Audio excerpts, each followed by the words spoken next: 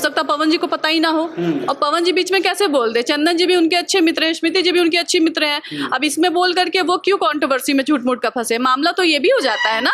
Male singer तो मेरे favourite singer पवन जी है। पवन जी है। और अगर एक्टर की बात करें तो पवन जी ही कोई और? नहीं नहीं नहीं, एक्टर की बात करें तो नंबर 1 सारे पूरा पैकेज दिनेश जी। नहीं देखिए, भिड़ंत नहीं है। मैं आपको एक बात बता दूं, ये सब हवाबाजी रहती है कि आपस में कुछ नहीं है, सब एक है। ये मैं यही बार बार सबको समझाती हूँ कि पवन जी भी एक है, खेसारी जी भी एक है, सब डायरेक्टर भी एक है। जब साथ में बैठते हैं लोग ना तो सब एक होते हैं। ये बस ये बातें रहती है, हवा रहती है बाहर की, उनका उनसे चल रहा है, उनका उनसे चल रहा है। अभी 2 फिल्में आ रही हैं, खेसारी लाल यादव की भी संघर्ष 2 आ रही है और हर हर गंगे पवन सिंह की भी आ रही है। क्या लगता है इन फिल्मों से भोजपुरी सिनेमा का कुछ स्तर बढ़ेगा या फिर नहीं बढ़ेगा? वो भी मायने रखता है कि आप उसको रिलीज कहाँ कर रहे हैं। मैंने जो बोला, जब तक थिएटर नहीं आएगा वापस तो फायदे नहीं है। थिएटर अगर सबको पता है ये सच्चा हर हर गंगे को तो बोला था कि पैन इंडिया बना रहे हैं, लेकिन अभी पता चल रहा है कि सिर्फ एक ही लैंग्वेज खाली भोजपुरी में है। हाँ देखिए, वही होता है कि बातें बहुत सारी होती हैं, लेकिन जब निकल के आता है तो बहुत सी चीज़ें अलग हो जाती हैं। जब तक थिएटर नहीं आ सकता, टिकट्स नहीं बिकेंगे, तब तक भोजपुरी का स्तर नहीं बिकेगा। उसके बाद मतलब कोई मतलब नहीं है उतना इन्वेस्ट करने का, क्योंकि सबको सच्चाई पता है कि रिकवरी है नहीं। हम लोग अंदर में इतनी शूटिंग करते हैं, हम लोगों को पता है हालत क्या होती है, तो ये क्लियर है। और दूसरी चीज़ है कि अगर आप सोचेंगे कि हम यूट्यूब से इतना कमा लें तो भी पॉसिबल नहीं है। यूट्यूब से आपको भी पता है लिमिटेशन है कि इनका इतना ही है, इनका इतना ही, इतना है। ये बहुत ओपन चीज़ें हैं, तो ये हवा है। जब तक थिएटर में रिलीज नहीं होगी कुछ नहीं कहा जा सकता। थिएटर में तो आ रही है। आपने फिल्म का ट्रेलर देखा कि नहीं देखा, दोनों फिल्मों का? हाँ, मैंने दोनों फिल्मों का ट्रेलर देखा है। आपको अच्छा लगा? हाँ, दोनों जो डायरेक्टर है वो काफ़ी अच्छे मित्र हैं हमारे, पराग जी भी और चंदन जी भी। हाँ, तो फिल्में मैंने देखा, दोनों का अलग अलग फ्लेवर है। और मित्र तो है, लेकिन एक ही टाइम पे भिड़ंत हो रही है दोनों फिल्मों की। दशहरे के टाइम पे ही आ रहा है। नहीं देखिए, भिड़ंत नहीं है। मैं आपको एक बात बता दूं, ये सब हवाबाजी रहती है कि आपस में कुछ नहीं है, सब एक है।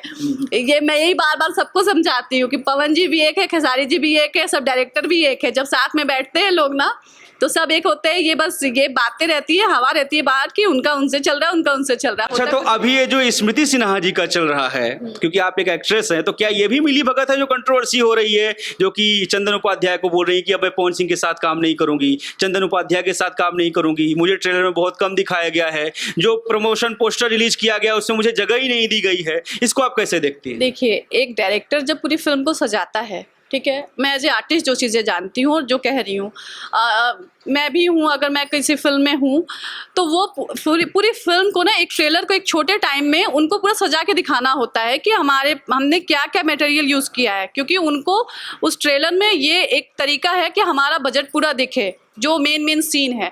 अभी क्या है कि जाहिर सी बात है कि वो फिल्म जो बनी है वो गंगा के ऊपर बनी है, सबको पता है, पवन जी का, हाँ, सफाई अभियान पे बनी है, तो वो पवन जी ने वो सब चीज़ों को किया है। इनका अलग कैरेक्टर चल रहा है, तो वो घर वाली कैरेक्टर वो चीज़ें या लव पॉइंट नहीं दिखा सकते। वो मजबूरी है डायरेक्टर की। मजबूरी ये है क्योंकि वो फ्लेवर ही नहीं है उस समय, क्योंकि हर हर गंगे जब हम ट्रेलर रिलीज करें, आप पूरी फिल्म में तो हो ही, तो वो चाह के भी आपको बहुत कम दिखाएंगे, क्योंकि रीज़न ये है क्योंकि वो मैटर गंगा से रिलेटेड है। तो वो चीज़ें आप गंगे वाले सीन में है नहीं कि गंगा किनारे आप कुछ काम में है, चाहे कुछ है, तो वो है नहीं। लेकिन पोस्टर में नहीं दिखाया है।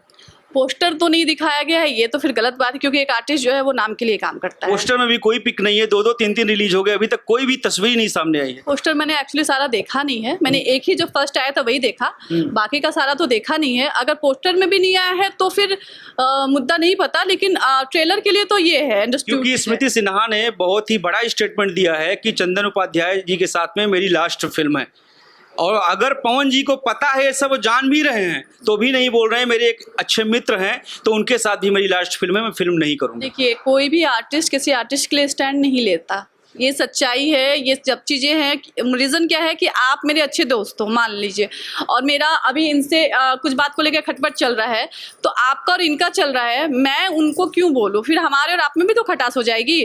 तो होता क्या है कि सबके अलग अलग रिलेशन है, आपके लिए हर कोई क्यों बोले? जैसे आप खुद सक्षम है, आपने बोला है, और आपका और उनका क्या है, हो सकता है पवन जी को पता ही ना हो, और पवन जी बीच में कैसे बोल दे। चंदन जी भी उनके अच्छे मित्र हैं, स्मृति जी भी उनकी अच्छी मित्र हैं, अब इसमें बोल करके वो क्यों कंट्रोवर्सी में झूठ मूठ का फंसे। मामला तो ये भी हो जाता है ना। अच्छा, निशा सिंह का भोजपुरी इंडस्ट्री में फेवरेट मेल सिंगर कौन है?